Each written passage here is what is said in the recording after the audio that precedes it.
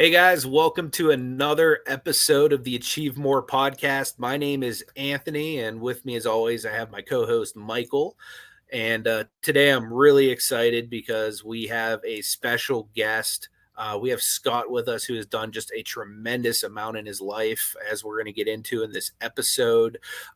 He does stand-up comedy. He's had several businesses revolving around stand-up comedy. He's worked with dozens, if not more, celebrities, Bob Saget, Seinfeld, Jay Leno. The list goes on and on. He's has 4 podcasts of his own. He's written books. He's produced 3 different television series. Scott, is there anything you haven't done? I'm sorry. I was having a Biden moment. I'm here. No, I'm not frozen. Hey, good to be here with Anthony and Michael. Welcome everybody to the podcast. We're going to have some fun today. Everything Michael said is not true because he didn't say anything. Everything Anthony said is true. The $20 I sent him worked. It sure did. I knew I should have gave my Venmo. Hey, it's so great to be on your podcast. This is so exciting. You guys, Picksburgh, is it right? Picksburgh and Huddle? Picksburgh, yeah. And Picksburgh. Sorry. Got to get the S in there. Picksburgh. So Picksburgh, and then we Huddle. Yep. And you guys are in the sports card business, and this is such a great idea for a podcast. Why you're having me on, I have no idea, but let's see if your listeners enjoy it. I think they will. I think they really will. Between your humor and your knowledge, which is, just as valuable in my opinion, because a lot of our listeners are actively striving to achieve more in life. And somebody like yourself, like as we listen to some of your accolades, you've done so much. I'm a firm believer is there's a lot to be learned from people who have been there and done that. So, I'm messing around with you guys a little bit because we're just getting started and I want to make sure it's as goofy and as entertaining as possible. You're absolutely correct, though. I'm a lifelong entrepreneur. I started, doing odd jobs when I was 10 or 12 and opened up my first small construction company when I was 17. And I have done nothing but try to live life to the highest potential I could afford. And I would recommend to any of the listeners that the only way to make your short time on this planet worthwhile is to go for it and just have as much fun as you can. I mean, I've chartered Learjets. I've flown bagels of women around the country. I owned a submarine for several years. I had a beach shack in Hawaii for over 5 years. I've had restaurants. I've had art galleries. I had comedy clubs. They're all high-risk situations. I lost millions of dollars. I made millions of dollars. And, what the most important thing, getting back to what Anthony said, is I had fun the whole way. That's awesome. Yeah. So you're 17 years old and you have construction. How does comedy enter your where and how does comedy enter your life? Well, I had the small construction company when I was 17, and I built it up and sold out. And about 20 years old, I started a portable disco company. For those of you that are over 40 might have heard of the word disco.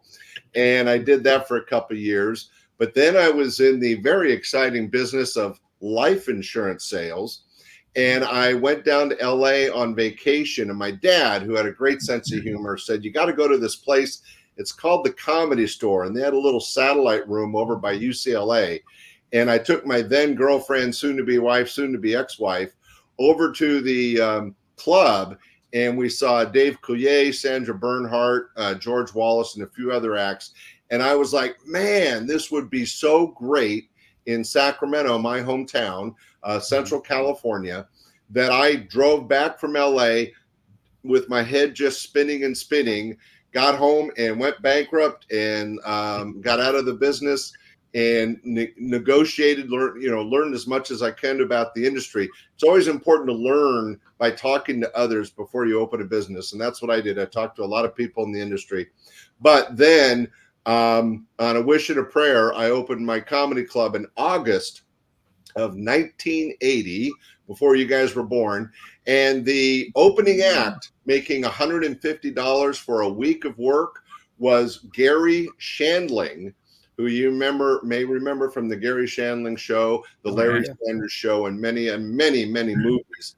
But Gary started off as an opening act, and my very first night, the next week, my headliner was Bob Saget, who was very instrumental in helping me get started. Him and Dave Coulier were buddies. And in fact, Dave was at my bachelor party. He was naked, and we have pictures. But anyway, we, just started on a wish and a prayer. Lost money for the first 6 months, but then started to make it go.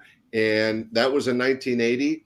By 2001, I had built it up to a chain of 3 comedy clubs and several restaurants, a few art galleries, and I had a lot of fun.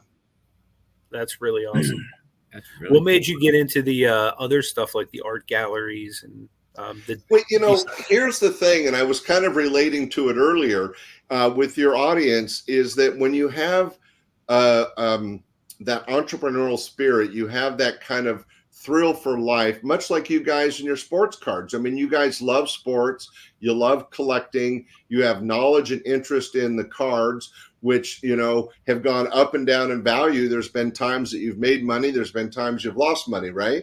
For sure. It's the nature of doing things that you care about and enjoy. So my first company when I was 17, I didn't know anything about construction, and I was painting lines and parking lots and stuff. But I asked the right people, asked a lot of questions, did my research, opened up, and me and 2 high school buddies made a living doing that. We did every McDonald's in Northern California. And what was great is not only did we get paid $1 per line we painted, but I negotiated free food at every McDonald's that we worked at. Well, when you're 17 years old, that's like, right? Yeah. I mean, it would kill me now, but then it was great. But and then the second business, the same thing. I did some research, got into the music business, ended up being the head DJ at one of the largest clubs here in Sacramento for a while. And the comedy thing was that when I opened it, I didn't know what I was doing, but I was really lucky that I connected with Saget and Coulier, who introduced me to George Wallace and Gary Shandling and Jerry Seinfeld. And all these guys shared their input and helped me make it a success.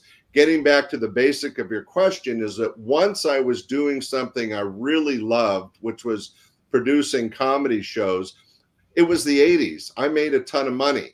So instead of putting that money away from when I was old, I enjoyed it. And so I had I loved the Sacramento evenings. So I opened a restaurant just so I could have a courtyard and have live music 6 nights a week and have a nice bar and jazz music.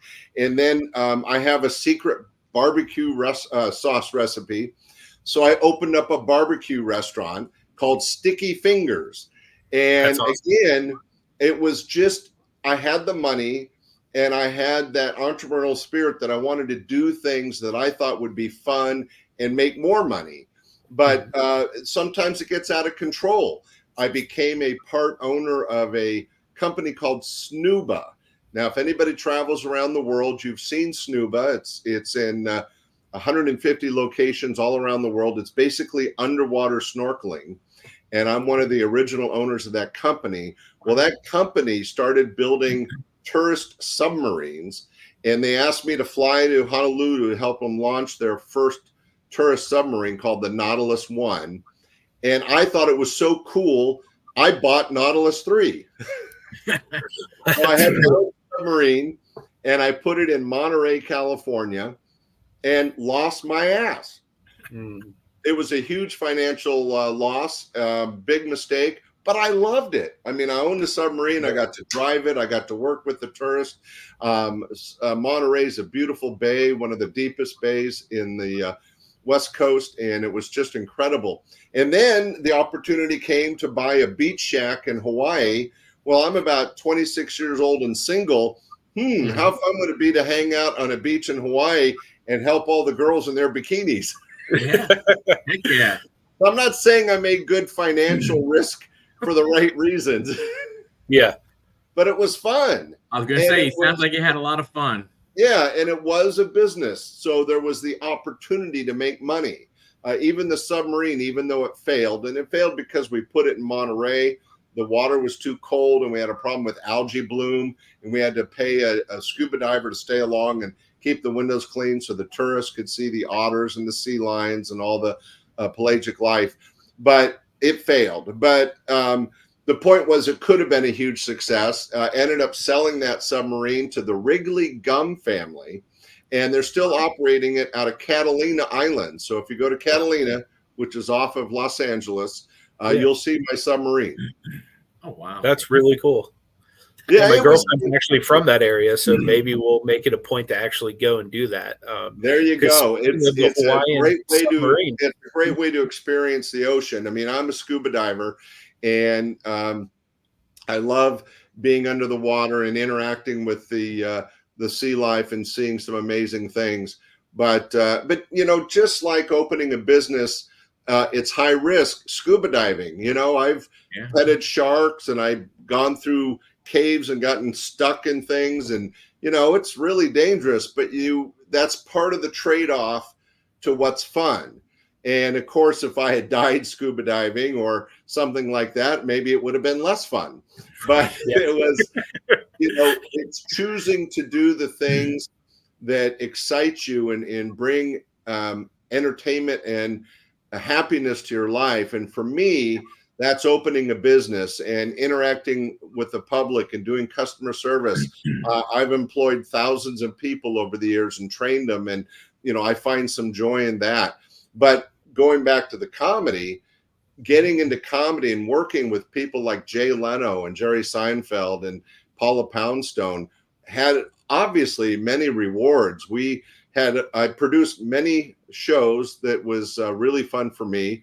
But also I did 3 TV series and I did several large sold out concerts, and I got to stretch my abilities as a producer, trying all these different things. I was really blessed to get into the comedy industry. Yeah, it seems. And I was an old man, by the way. I was 24. Is that old to get started in comedy? Yes. As a club owner, I was like the youngest. When I opened my club, it was the 12th full-time comedy club in the country, to tell you how new stand-up comedy was at the time. But I was probably half the age of the regular people that were doing it. And I was young, but the comics, I think, took me under their wing and helped me succeed because we were all about the same age. As far as stand-up comedy, a lot of people get into it around 19, 20, 21 when you can get into a nightclub. But you don't really get your career going until you're 23 to 25, because it takes a few years of bombing to really make a career in comedy. So when you're opening it up at that young age and a lot of the other owners are older, are you looked at different? I mean, are you kind of like, hey, what is going on here with this youngster going ahead and coming into our thing? Yeah, it's interesting when you're young and you own a business. I can't tell you how many times that I'd be kicking some drunk out of the club, or somebody would get really obstinate and I want to see the owner. And I go, well, I'm the owner. Yeah, right. Sure. Get your dad. I said, no, sorry, I'm the lawyer, and here's the police. But it is the other thing was I got along with Bud Friedman at the Improv, and there was a few other club owners that I got a chance to interact with. I don't think that I was seen as a peer because of my age, but I also proved myself because I ended up expanding to 3 clubs, and I was working with some of the best in the business. A great story. You guys aren't from Northern California, I'm assuming, but there's a famous concert promoter who started bands like Santana and a bunch of others. His name was Bill Graham. And he was involved in Woodstock and brought a lot of Jefferson Airplane. All the big San Francisco music bands came out of his pond. And Bill Graham also started a comedy chain called The Punchline. And it's still operating today, just like my original club is still operating today, just not by me. But Bill Graham was one of my heroes as a concert promoter. He was the king back in the day, and looked up to him big time. And I was at one of his concerts, and I got an opportunity to meet him. And I was like, oh, this is my guy, right? You know, you're meeting your hero. And I went up, Mr. Graham, it's so great to meet you. You're so successful with your concerts and everything you're doing. And he was kind of like, who the hell are you? And I said, well, I'm Scott Edwards. I own Laughs Unlimited, and we interact. Your company and my company share talent. Well, he was my hero, but to him, I was just another bug to squash, and he was not nice at all. He was like, hey, what are you doing opening a business in my territory? And I'm like, well, you're in the Bay Area and I'm in Sacramento. That's about a 2-hour drive apart. He goes, no, I'm Northern California and you're stepping on my business. And I was like, oh. Anyway, so sometimes that goes to never meet your heroes, right? But still, I got to meet Bill Graham. So for me, it was interesting and exciting. And he realized and knew who I was, which I'm sure he remembered for at least 5 minutes. Right. Yeah. 5 more minutes than a lot of other people. Yes. But, I'm going back to the basics of the conversation. When you have an interest in something, much like you guys with your cards, you have to sometimes, like all entrepreneurs, take that risk, that leap of faith in yourself, believe in yourself. You may fail, but there's nothing wrong with that. I mean, it's much like stand-up comedy. You're going to bomb, but you just keep going at it and you will succeed. As an entrepreneur, as you guys know, it was once famously said, failures are the stepping stones to success. If you're not falling, you're not going forward, right? So, I would just jump in with both feet, and sometimes I succeeded and sometimes I didn't. But as I said, because I always went into something I was interested in, I had a lot of fun. Yeah, it makes a lot of sense. That's really good. That's a great way to look at it, and it makes a ton of sense to look at it that way. Why do something? Why try and make a living out of something or do something that you will go and you know what? I may not like this. Well, what's the sense then? Does it make a difference how much money you make if you don't like it? Right. Well, you guys in the card business, I mean, don't you guys get a chance to interact with some pretty amazing athletes? Yeah, every once in a while. Sometimes, yeah.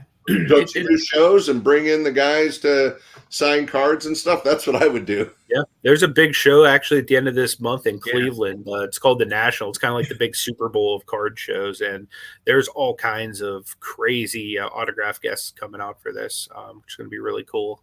But as moguls in the business as you two are, I'm sure that opens up the opportunity to interact with some of your sports heroes. For sure. It definitely does. You wind up making connections, especially when you, like when you pull a card, when you get a low number, a high value card and everything, and you can now with Twitter and everything, you can tag that athlete. It's pretty cool when they respond back going, "Hey man, that's a great card, man. Hey, that looks good and everything." So it definitely has opening up the stuff, getting the high value ones, and then talking about them, bragging about them, posting about them. It does go ahead and open you up to be able to actually meet, at least have a little conversation with those professional athletes. Well, it's kind of like what I used to joke about with my business. Sacramento is not a hotbed of entertainment. Everything came out of Los Angeles, New York. The second level might have been Boston, San Francisco, or Seattle when it comes to stand-up comedy. So everything I've been doing has been in Sacramento, my clubs, my podcasts that I currently produce about comedy. So I always say I'm on the fringe of show business, and that's fine for me. I still get a chance to play in the same water as the Seinfelds and the Sagets and the Lenos, but I'm not nearly the asshole that a lot of the people in LA and San Francisco are. Yeah. Understandable. I lived in LA for. Let me say a question about the comedy. So you've been, you know, and you know, you don't have to name names if you don't want to, but I'm going to ask the question anyway. Is there somebody that you expected to be really good who was not? You went, oh wow, that guy's not what I thought he was. And the other way, was there somebody that you weren't sure of who basically, you know, blew your mind away? Well, that's a good question, Michael. You've been doing your homework. The people I've only had to fire 2 acts midweek. One of them you would never have heard of. He had some minor success in LA, but he's certainly no one's ever heard of. But the other one is Bill Maher. And most people know Bill Maher from his TV shows and his rants about politics and stuff.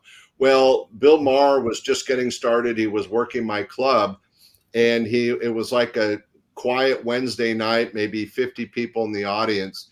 And he's doing his act, and he's throwing out names of senators in DC and obscure laws, and he's ranting about politics. And the audience just didn't know what he was talking about. And he made a fatal mistake in show businesses that you have to know your audience and play to your audience. And he didn't care. It was all about him. And that's the thing that anybody in show business has to remember. It's all about the audience, not the entertainer. And when it becomes about the entertainer, that's when you fail. Well, Bill got about halfway through a set, and he wasn't getting any laughs. And there was this kind of dull deer in the headlights look in the audience because of the material just didn't fit. And he stopped and he goes, you know, you're all just stupid here. And he walked off the stage. And I'm like, hey, I'm fucking paying you to entertain, and you're not doing your job. And I gave him a check for the 2 days and kicked him out of town. Oh, wow. Yeah. I mean, if you do your job or you don't. Now, talking about people that you think have an opportunity, but nobody knew at the time. There was a young lady, well, 2 I can mention, but this one young lady came out from Boston, and she absolutely bombed. But I could just see that she had that it factor, right? She had that ability to take her really strange and esoteric view of the world and make it funny. And so she's the only act in the history of my club that I let work multiple weeks in a row as she kind of found her feet in comedy. Well, that was Paula Poundstone. And she went on to be one of the best comedians of the 80s and 90s and is still touring today. But back then, she is a little strange. She's very esoteric. And she had to find a way to take her weirdness and connect with a Sacramento, like middle America audience. And the extra time I gave her at my club helped her find that. And then while working my club, she met people like Jay Leno, and that took her under their wings and helped her develop. Another act that came through as a feature act, which is the middle act. They usually do about 20, 30 minutes, and was just getting her feet wet in the industry, was Ellen DeGeneres. Oh, wow. Yeah. That's really cool. But there's just such a long list of amazing people I've worked with. And as I say in my podcast, the famous and not so famous, because there was a lot of really funny people that are still entertaining today that they're never going to be a name act, right? You know, there's only that 1% that get the golden ticket and become a Leno or a Saget or something like that, a Seinfeld, where you have that permanent name recognition. But there was hundreds of people behind them that were really funny, and I had the opportunity to work with.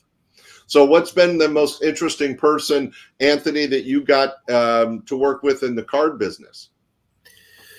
Most interesting person I've worked with. After me. Great answer, I Michael. would have to give it to Michael, but if I had to pick a second most interesting person, I mean, I really enjoy, like, Michael and I are really big into YouTube. So like I've met a lot of like the bigger like content creators, guys that have podcasts and stuff like that. So like for me, it's not even so much like the famous athletes, because growing up I was a ball boy for the Steelers, and like I'm a diehard Steelers fan. What So, year like, was that? 2000 through 2003. So right before Big Ben. Earlier, my uncle was actually the pastor for the Steelers for a number of years, but awesome. It was before that. That's so really, really cool. Anthony, we have a small family connection. That's really awesome. So yeah, being that that's the case, like anytime I meet like famous athletes and I was also a professional wrestler for a while with the NWA. So like I knew a lot of guys before they were big.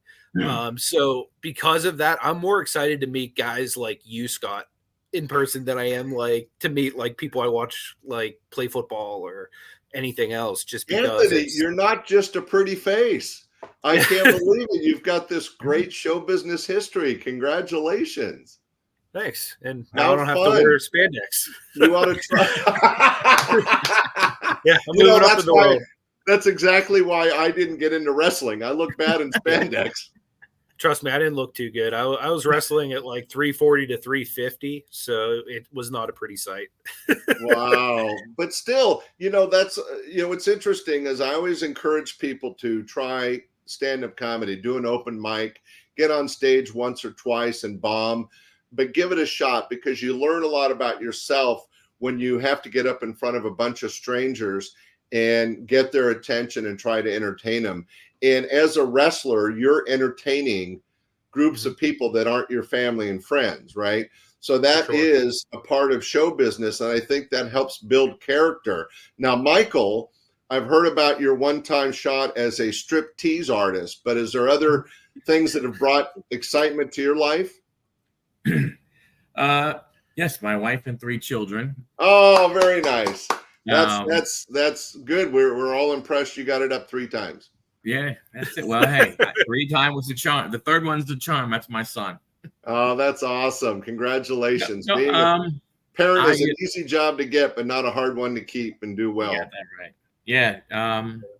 No, I mean, I don't, I have met some professional athletes before. I mean, a couple of them have, have been to my house, have interacted, like my kids know them and stuff like that, but I mean, I don't know. I'm kind of like Anthony from that standpoint of,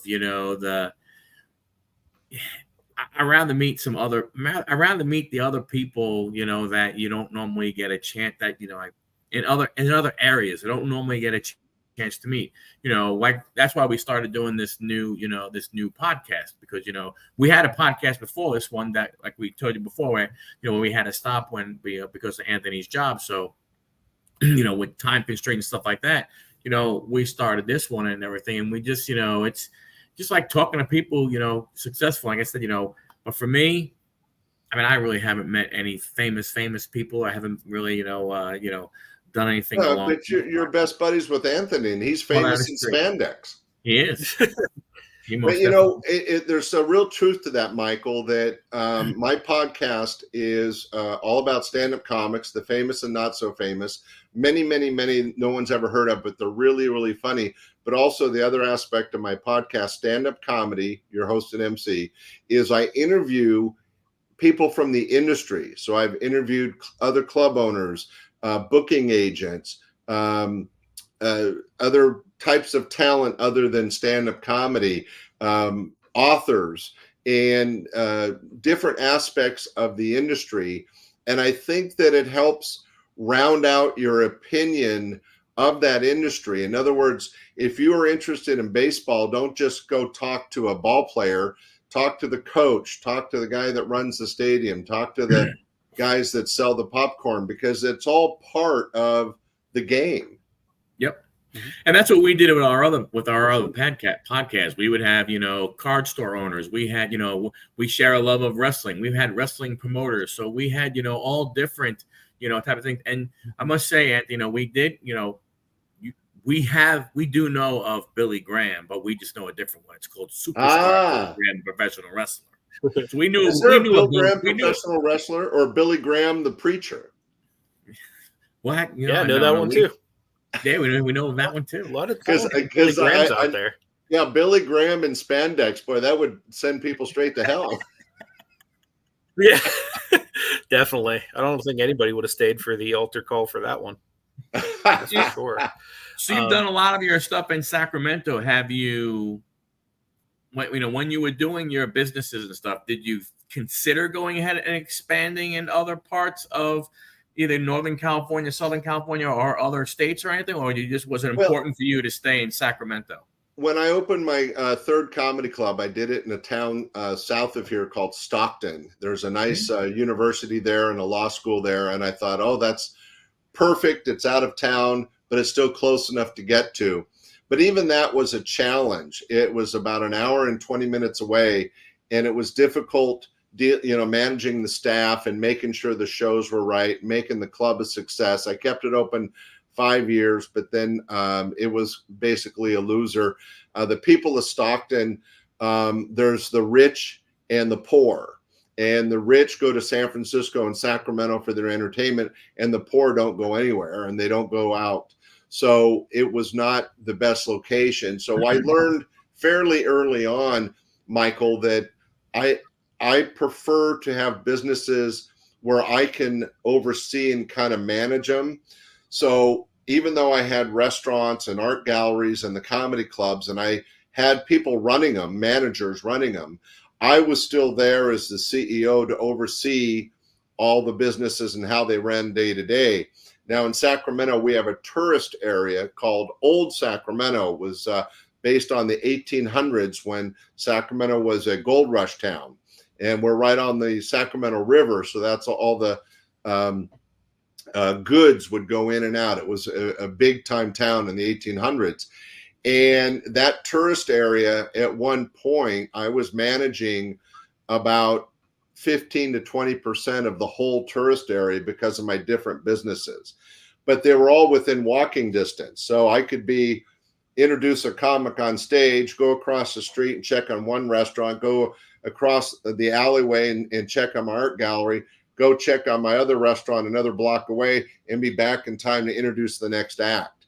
Now, it was hectic, and I would never say it was easy, but I kind of liked the thrill of it all, and I had the control. So if I could see something wasn't working, I could meet with my manager and make some changes, or be the dictator I was, take the 4-letter version of that and make changes at the time. So as a CEO, what were you looking for in a manager? It was I never had family around to take advantage of, so there was really no nepotism. I did have 2 kids, a boy and a girl, and they were raised in my clubs and restaurants, and I put them to work at a young age, abused all the child labor laws. And when they got old enough, they went out and did their own thing. And then when I sold the business, I said, hey, I built this for you guys. Are you interested? And they're like, no, we don't care. We grew up in it. We're sick of it. So I sold it. And then they went, what? Because they didn't know what they had, right?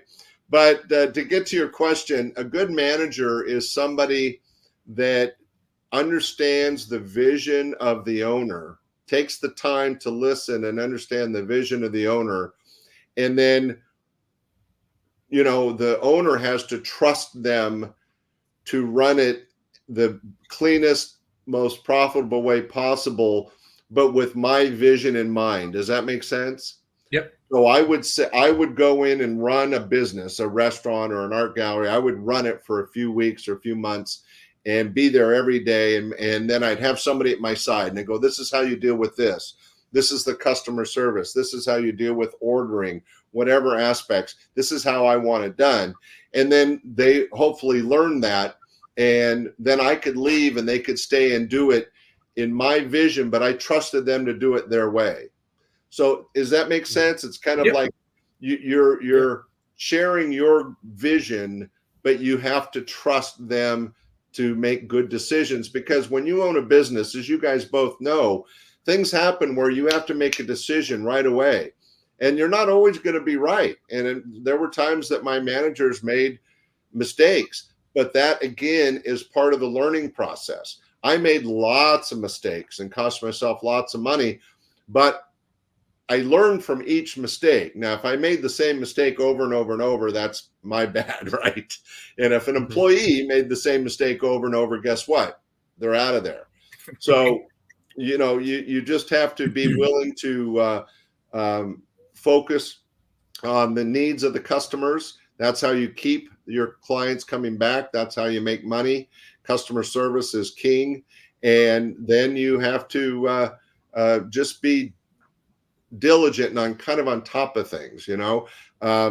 I once had a partner that kind of got lazy. He helped build up a restaurant and I put him in charge of it, and he did fine for about a year, but he, his heart wasn't in restaurant. He was a construction guy, and he started keep paying employees to hang around just so he could have someone to talk to.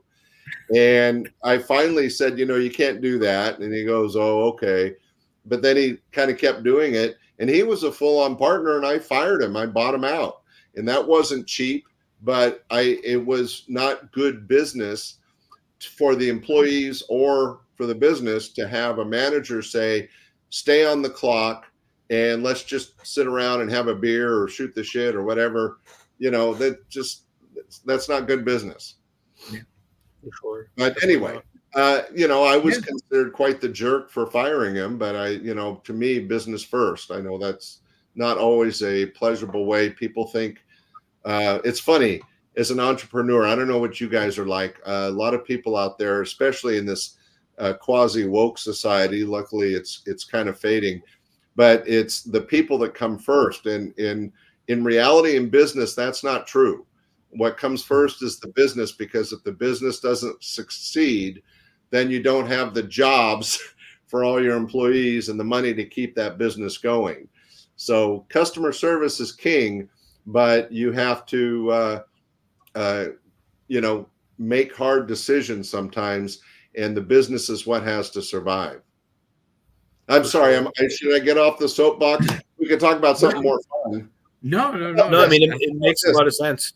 I told you about Gary Shandling. Anthony, I'm interrupting. I'm so sorry. I told you about Gary Shandling in my club. He went on to fame and fortune. If you guys don't know Gary Shandling, Google him. You go, oh, that guy. Yeah, the Gary. He was working the club. It was a Tuesday night. There's like 12 people in the audience, and he's about halfway through his set, and this guy gets up and goes to the restroom. And Gary takes a beat, stops, and he looks at the other 11 people, and he goes, that's too big a percentage of the audience. Come with me. And he took the 11 people into the men's room, and the guy is standing at the urinal doing his business. Gary walked in and stood right behind him. The 11 other people, men and women, crowded into the room, and then he went on with his act like nothing had stopped. Never saw that before or since. It was hilarious. That's awesome. Yeah. I can only imagine how the guy at the urinal felt. Yeah. By the way, he did wash. Right. Okay. Yeah, I would imagine in front of a comic, you almost have to. Yeah, there's a little bit of social pressure when you got 11 other people watching you. Yeah, absolutely. But, things like that happened, and there's a myriad of those stories, but that's what made being in the comedy business and interacting with these amazing people. We used to have bowling nights where we'd take Dave Coulier from Full House or Dana Carvey from his movies and Saturday Night Live fame, Kevin Nealon. We'd take them out bowling and would have a lot of fun. We had a company boat on the river, and we would take the comics out and go skiing and do stuff during the day. So, there was so many things around, not involving the stage shows themselves, that made being in the business really fun and interesting. Yeah, I can imagine. I mean, I couldn't even imagine half of the people that you've actually worked with and met.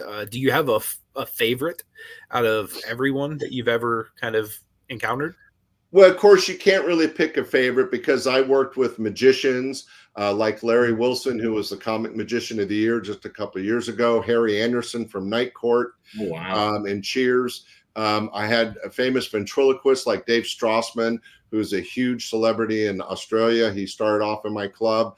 There was jugglers like Fred Anderson, who still performs down at Pier 39 in San Francisco. But when it came to stand-up comedy, there's so many different kinds of comedy that it's difficult to pick one. However, one of my personal favorites was a gentleman by the name of Larry Miller. So everybody go to the Googler, put in Larry Miller. You'll see who it is. He's done over 100 movies. He very, very successful actor, very, very, very funny comic, and one of the funniest guys ever. Go Google Larry Miller. You'll know who I'm talking about. But I mentioned, I was young when I got started. I'm old now. But for people in my age group, my father, who I always wanted to impress and loved comedy, I wanted to bring in some of his entertainers. And so I had a chance to work and bring in Soupy Sales, which is a blast from the past. He was big time, had his own show in the 60s and 70s. Well, he was famous for throwing pies in the face of people like presidents and Muhammad Ali and stuff. Well, he threw a pie in my face. So I'm on that list. That's awesome. I'm a big Monty Python fan. So I got to bring in one of my heroes, Graham Chapman, who was one of the Monty Python team. And he talked about doing In Search of the Holy Grail and stuff like that.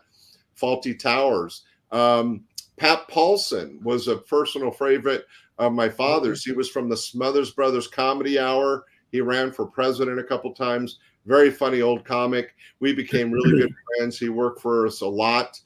In fact, there was a run for the governor here in Sacramento, and we did a big press thing where we put him on the Capitol with, Secret Service and limousines and placards that said, "Why not Paulson?"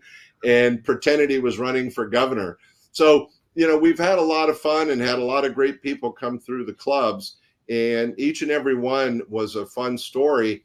But it goes back to what I was saying is that if you want to be happy in life, whether you succeed or not, you kind of have to go for that brass ring and try things. And that's what led to the restaurants and the art galleries and the 3 TV series and the concerts that I produced. They were all high risk, but always fun. So back in those, like today, so if you were going to do somebody was going to open up a comedy, show, they're going to a place, they're going to have a club and everything, with today, with the internet, with whether it be Google, Instagram, all this kind of stuff, right? You can kind of see who the people are and try and bring them in. Back then, no internet and stuff like that. How did you know whether or not it was? How did you know whether or not it was worth bringing somebody in? So the way it worked, Michael, was that I would go to San Francisco or LA, and the clubs would set up showcase nights, and I would sit and watch 20, 30 comics in a row and decide who I wanted to book. But then also back then there was a thing called VHS tape, and no one's seen one of those machines in a decade, but people would send me stacks of VHS tapes, and I was too busy to watch them. So I'd have an employee watch them and then tell me their favorites, and then I would watch those. But no, you're right. Finding talent is one of the challenges. Something else that's interesting, I went down to LA on that first trip and decided I wanted to open a comedy club, and I became a producer of entertainment, live shows. And you think, that's, you have a stage, you get a couple lights and a microphone, and that's the business. No, it's way more involved. When you have a comedy club, you are not only producing a show and having to entertain people that are paying to be entertained, but you have to run a restaurant because you have to sell food, and you have to run a bar because you have to sell drinks. So it's not as easy as just running a showroom. You have to be a restaurateur, a bartender, and a show producer. So there was a lot. I did it pretty quickly, but there's a learning curve to all these industries that really come together to become a comedy club. I can imagine. Yeah, there's really a lot that goes into it beyond just the show business, because you figure most of these clubs serve alcohol, most of them serve food, so you basically are a full-on restaurateur, or bar and grill owner, as well as somebody that's producing an actual show. So is that hard to juggle the two at the same time, or is this just something you get used to? Yeah, no, you have to really work hard. I mean, I worked my butt off. I mean, I had a lot of success, but I think my first marriage struggled from it, suffered from it, and there's has to be a dedication to what your vision of the success, your goal is. And you have to be willing to sacrifice. My friends were going out on the weekends and meeting girls and doing different things. I was working every night. When you're in the nightclub business, it was kind of funny. I would go to bed about 3-4 in the morning. I'd get up at the crack of noon and I would be at the office by 2, but then I'd work until 2. And you do that, 6 nights a week. I gave myself 1 night a week off. And that was a Monday. So it's not like a night where anything else is going on, because when you're in the nightclub business, you're competing with all the other nighttime entertainment. But, all these businesses, a restaurant, I'm sure you understand the difficulties of owning a restaurant, because you have to buy food and sell food and pay all the employees and try to make a profit. And then you have to sell drinks. And I had a couple art galleries. So in an art gallery, you're investing, you buy this art, and then you hope to sell it for a profit. And guess what happens when you don't sell it? What happens when you buy cards and nobody buys them? What happens, Anthony? We call that our PC, or personal collection. Yeah, it goes on the wall. Exactly. We fall in love with it, even if we don't really like it. Well, that's kind of why I brought it up, because my wife, who's what has to be the most patient person in the world, my house is covered in art from my galleries, the ones that didn't sell. Now, some are my personal favorites that I never had up for sale, but there's certainly lots of art that I have left over from those gallery days. Owning an art gallery was very profitable in the 80s. About 1991, there was quite a depression and nobody had money for art. And both, all 3 of my galleries closed after that. And I've sold a little bit online here and there, but most of it ended up in my house, or as my family regrets, gifts. Yeah. So was picking art kind of like picking comedians and comedians for your comedy club? Well, knowing the audience and knowing what would work. Well, yes and no. First off, right on the nose again, Michael. You're going to get a gold star at the end of this. One of the interesting things about comedy is that you do have to have a sense of humor, and you have to be able to know who's going to work with your audience and who isn't. There's plenty of funny people that I didn't think would work for my audience, and I never booked them. Or I tried them once and I never brought them back because they were too dirty or too caustic, or you get some of these New York acts that are very funny, but they just don't fit that Midwestern or Sacramento mentality. So you have to trust your judgment. And in the case of Sacramento, they were stuck with my sense of humor. So if I saw somebody and thought they were funny, I brought them to the clubs. Well, it's very similar in the art world, is that art is very personal.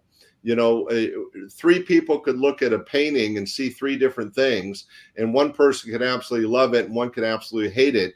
It's art is very has to connect with a person.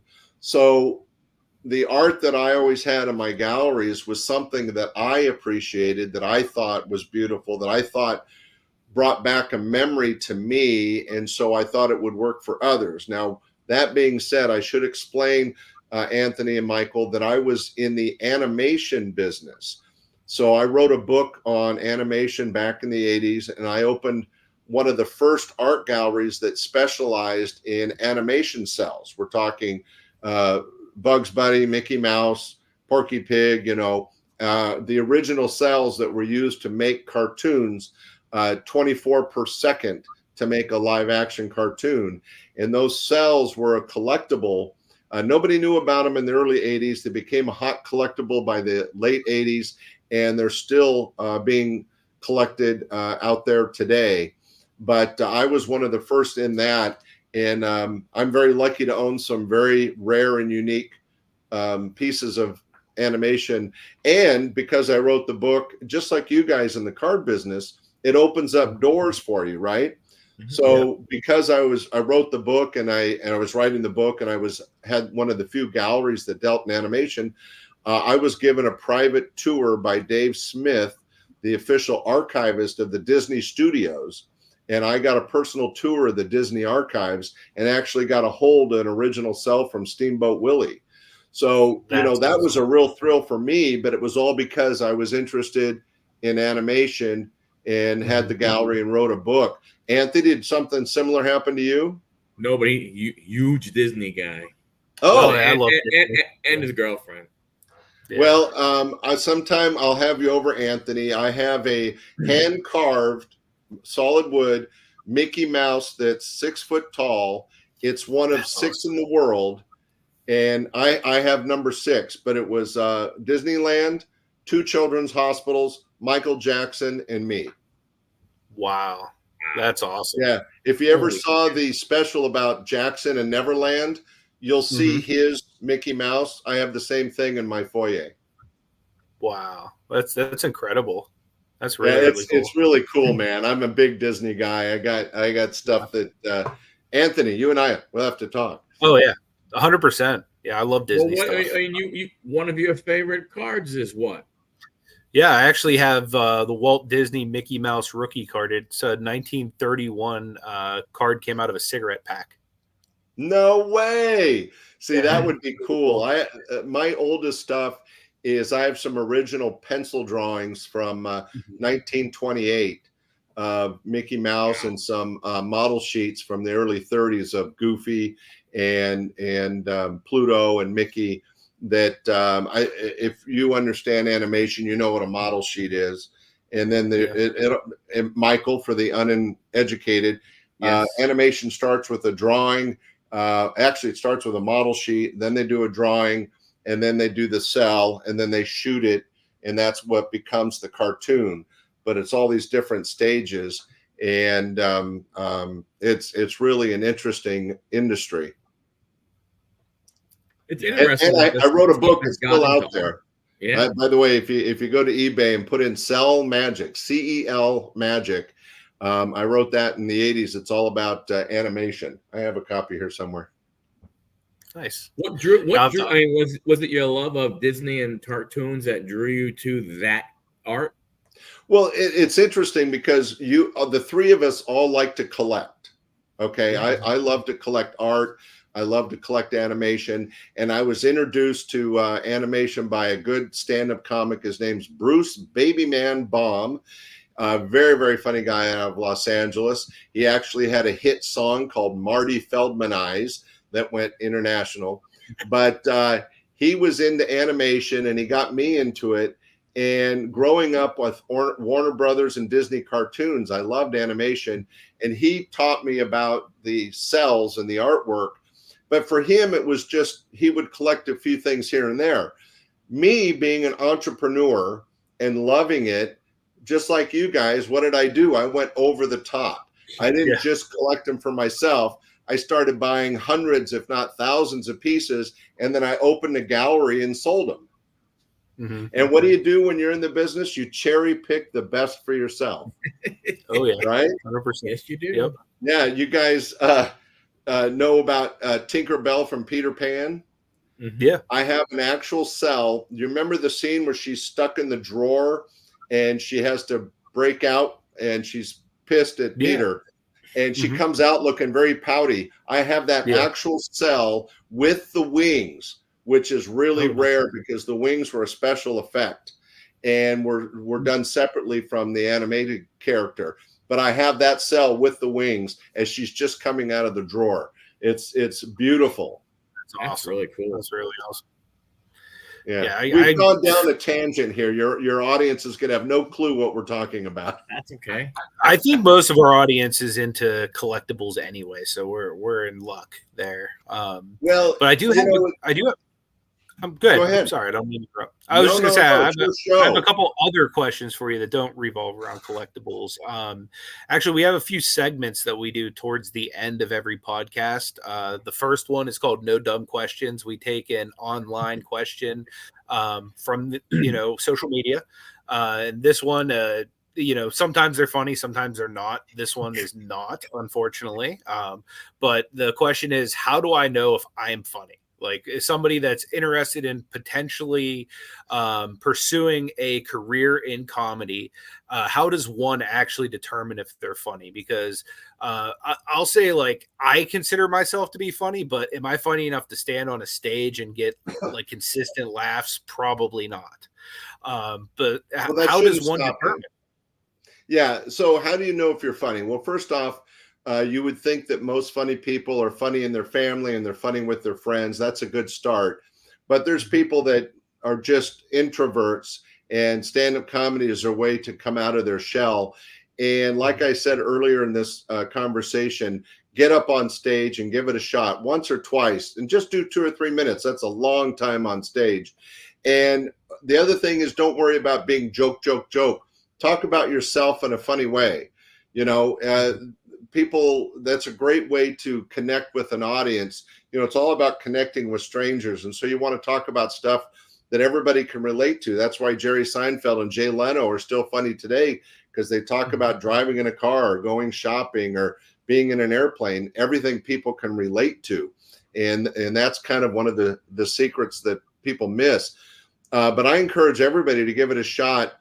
And how do you know you're funny is, one, you have to have the interest.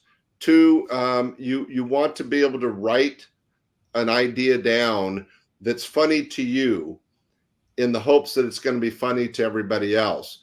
So it does start with the writing of the material, trying something out. And then, for the professionals, you take a bit that might be 1 minute long and you do it over and over and over, and you shift it and you adjust it and you find just the right verbiage to make that lump of coal into a gem of a joke. That takes time and you have to really work at it. But there's no way to know you're funny or not until you try. And so I encourage everybody to try. And if you're interested, I have a network app. It's on all your Android and Apple phones, called Stand-Up Comedy Podcast Network. It's a free app. You can get it right on your phone right now. Stand-Up Comedy Podcast Network gives you access to mine and many other comedy podcasts, but there's also videos of Bob Saget and Dana Carvey and Gary Shandling on stage. There's pictures. I didn't tell the story, but Tom Hanks worked my stage back in 1980. You might have heard of Tom Hanks. And also, there's a online course that you can take that's it's like $29.95 that will help you understand stand-up comedy. Keep in mind, it comes from the eyes of a producer. I'm not a comic myself. I emceed all my shows. Some people think I'm very funny. Many don't, like my wife. And but it is something that you have to kind of be, want to do and work at. But also, and I'm sorry, this is Plug City, Anthony, but I have two books available on Amazon. One's just an ebook called Be a Stand-Up Comic or Just Look Like One. And for $6.95, you'll know way too much about the industry and how to be a comic. And I just wrote one last year called 20 Questions Answered About Being a Stand-Up Comic. That's 20 questions answered about being a stand-up comic. It's a short, easy read, but it gives you the basics of what you need to know, and it addresses stage fright. And it's a short, easy book with illustrations that will help people that, like Anthony, that want to give the stage a shot. Michael, when you come out of the closet, we'll get you up on stage too. I'll try. Yeah, I know you're in the closet because you're hiding from the kids. Right.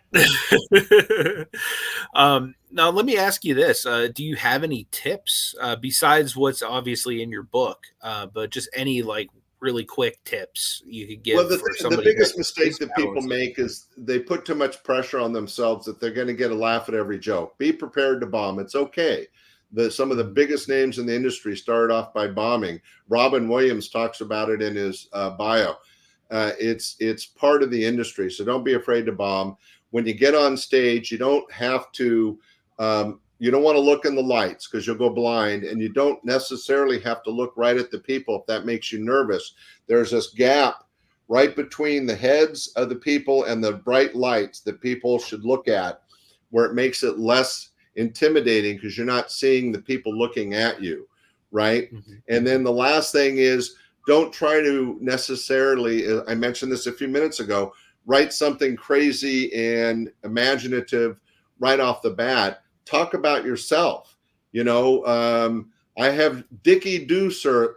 I'm going to mess it up. I have Dickie Doo disease. And they go, what's that? And they go, my dick sticks out. No, my chest. Well, see, I fucked up the joke. See, I just bombed. It's okay, I'm an editor. We can fix that. Wait, I gotta get this. I got Dickie Doo syndrome. What's that? My belly sticks out more than my Dickie Doo. There you go. I think I might have that too. Does that spread? You see how I messed it up? So, you just have to go for it. And the other thing is, people think they have to do a long time. 2 or 3 minutes on stage is an eternity, especially if you're an amateur. So just have, 2 or 3 jokes. Dad jokes are a great way to start. If you want to start with a generic joke and then talk about yourself and then have something to close on. Now, if you want to take it to the second level of training, if you have 5 jokes, you want to open up with your second best joke, do all the mediocre jokes in the middle, and end on your best joke. Did I explain that correctly? You want to start strong, end stronger, and the stuff you're working on that may not work, you put in the middle. The reason is you want to capture the audience and prove you could be funny right off the bat. So you want to be funny up front, but you want to leave them with something that gets applause or laughter. And that's why you have your best joke last. And then don't make a big deal out of it while they're laughing or applauding. Say, thank you, good night, and get the hell out of there. Yeah. Makes a lot of sense. So last question for you. Our final segment is, we have to ask, you don't have to answer. So the question I have for you is, why do you have a picture of Bob Saget and Shandling both in dresses? Okay, well, everybody knows who Bob Saget is. Go to the Googler, see who Gary Shandling is. You'll know who he is as soon as you see the picture. So both these guys were working my club. This is back in the mid-'80s. Neither one of them were world famous at the time. Full House hadn't come out. So Bob Saget was just, a really funny comic. In fact, a lot of people don't know he was a comic musician in the beginning. He always had a guitar with him and used to do some pretty raunchy songs. But Saget was working the club the week after Gary Shandling. So Gary Shandling's working the room, and I was in this tourist area I told you about, an 1800s type of town, and around the corner was one of those photograph places where you could dress up in the 1800s and have your picture taken. And Gary had some time to kill, I guess, because he went in there, and boy, he came out. He had a bonnet, he had a fan, and he had this big flowing gown like a school marm from the 1800s, right?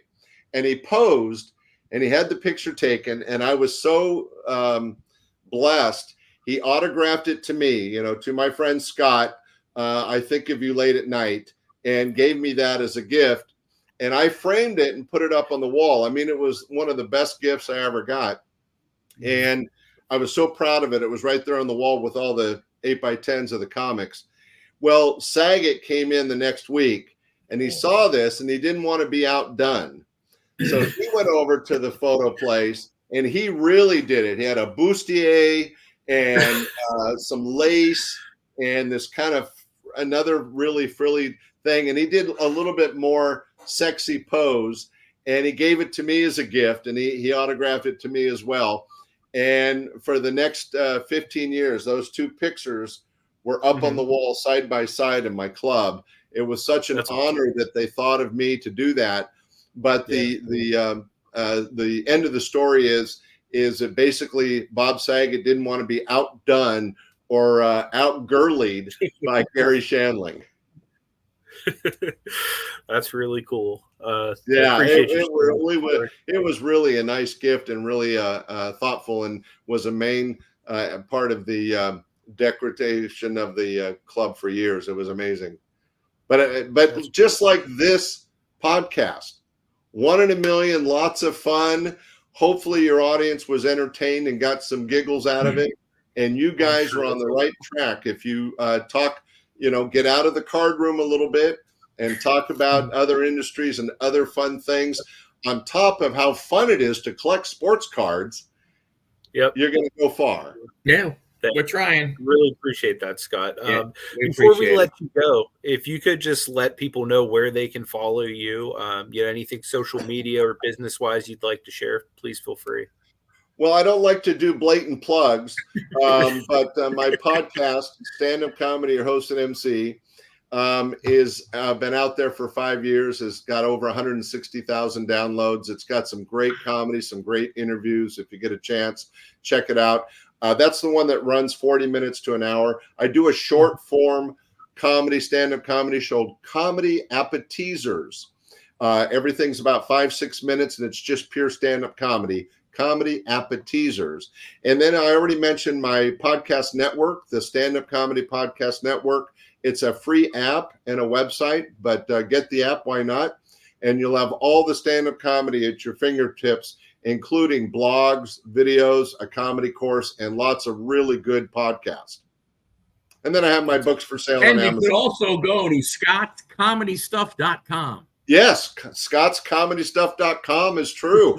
Or standupcomedyhostandmc.com. I mean, they go on and on. It's crazy, isn't it? What's this guy? I think I have too much free time. I mean, that's awesome, man. As two people that are, working on a podcast, it's encouraging to see, the success that can be had. And I really appreciate the tips and advice. And, hopefully someday we could say that we have as many downloads. So that'd be really cool. Oh, you'll get there, and you're doing a great job. And I think it's really good that you keep your card collecting world as part of it. Take what you know, take that as that foundation, and then take the conversations wherever they go, and your audience will be entertained and still understand where you guys are coming from. And congratulations on all your success with both your card collecting companies. I did some research. I know you're both doing really well, but also with the podcast. And Anthony, getting that job in the industry, I mean, that's just so exciting. Yep. Genuinely appreciate that. And Michael, we don't want to forget Michael. He's ace number one dad, and that's a great job to have as well. Is. And he has some awesome kids too. His son that he was talking about highly actually came and worked for me at one of my companies, and actually has started his own company since. So he's done that's so awesome! Yeah, congratulations, Michael. You raised him right. Yep. And before we let you go, Michael, if you want to go ahead and plug your channel and anything else that you want to promote. Yeah, don't forget on my channel, Huddle Card Collection, we got the weekly podcast. I do my own. I continued what Anthony and I started 80 weeks in a row. Last night I had my 80th episode, Collecting Profit. Some people will say, hey, you don't always talk about collecting profit. It's not all about making money. And you're right. It's about the hobby. It's about the sports cards industry. So it encompasses the making money, the collecting, what's going on in the hobby and everything like that. So go ahead and check it out. It's a really good time. Great conversations happen, and we bring all kinds of people, on, whether they're shop owners, just the normal everyday collector, to working on some of the bigger names in the industry to bring them on. Can I add to that real quick? As a guy that sold artwork and collected animation to anybody out there that's interested in playing cards or animation or artwork, remember, it's not about always trying to make money. You should always purchase from the heart. What speaks to you? What means something to you? You may end up selling it, you may not, but if it means something to you, it has value. Yep, absolutely. We Most say all definitely. the time, collect what you like. That way you'll never be regretting what you buy. Exactly. But again, guys, make sure you go and follow Scott. Make sure you go and follow Michael. They both put out really great content on their own outside of this podcast. If you'd like to see this podcast video form, you can come over to the YouTube channel Picksburgh, where myself and my girlfriend put out regular videos as well. So, Ooh, you and your girlfriend doing videos? we do. Not the cool kind you're probably thinking of, but we go to all kinds of fun places like Disneyland or wow, travel. I was getting a little hot there. Yeah, but that's our OnlyFans page. Yeah, remember we were talking about spandex earlier. True. We've now come full circle. But guys, we genuinely appreciate you joining us for this episode. Leave us some comments down below. And again, make sure you go and check out Michael and Scott. I definitely appreciate that. Until the next episode, guys, we appreciate you. May God bless you. From the city